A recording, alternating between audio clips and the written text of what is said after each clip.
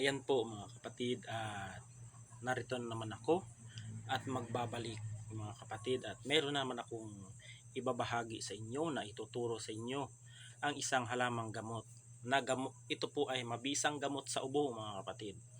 At bago pa ako magsisimula ay binabati ko po kayo ng magandang araw, hapon, gabi at tanghali, saan man kayo naroon. Ako po ay bumabati sa inyo ng magandang araw. Ayan po mga kapatid.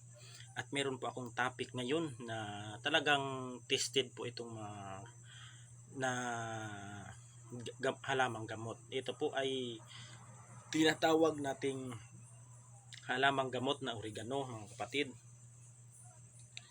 Ito po ay isang uri ng halaman. Ito po, baka meron po kayong halaman na ganito, ay napaka bisa po nito mga kapatid, panlunas ng ubo. Yan po mga matitigas na ubo. Ito po ay magandang panglunas mga kapatid. Alam ba ninyo na ang oregano ay kilala at napakabisa na gamot sa lahat ng klase ng ubo o hika mga kapatid. Ang gawin lamang po ninyo mga kapatid ay maglagay po kayo sa isang baso na na mainit na tubig sa baso. Tapos maglagay po kayo ng 3 o 5 dahon kung mga matatanda po, hanggang sa maging na po siya, na maging malanta na po dahil sa init, at saka inumin po ninyo. At kung hindi po ninyo kaya mga kapatid, ang lasa nito ay lagyan po ninyo ng tinatawag na na honey o pulot putyutan. Yan po ang ilalagay ninyo para hindi po kayo, para mas lalong matamis ang pag-inom ninyo ng nilaga na binabad sa mainit na tubig na ang oregano.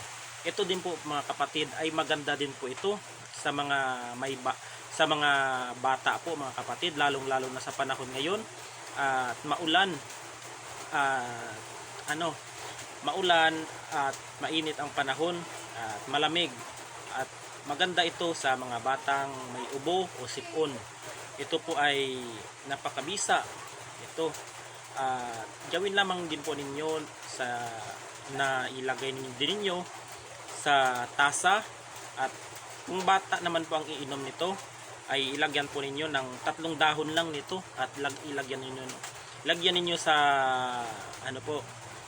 sa mainit na tubig, at saka palamigin po ng konti. At kung hindi po kaya ng bata ang lasa nito, ay lagyan po ninyo ng tinatawag na honey din, at yung tinatawag na dito sa amin yan, dugos ang ang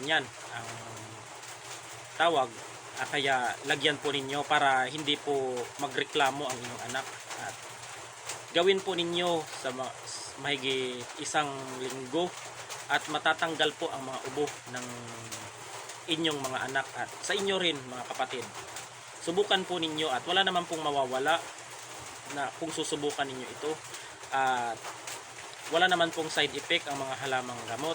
Ayan po, at napakaganda ng mga halamang gamot kasi talagang walang halong kemikal at talagang tested.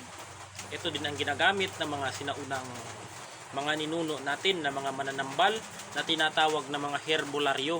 Ayan po, meron po ako mga aklat nito kung paano ang pamamaraan ng kung anong mga halamang gamot na sakit sa UTI. Lahat meron po akong ganyan na ginagamit ng mga mananambal na mga herbularyo dati ng mga sinaunang panahon, at meron po ako niyan. At hintay-hintay lang mga kapatid, at ituturo ko rin po sa inyo lahat yun, at unti-untiin lang po natin na hindi lang po ako busy.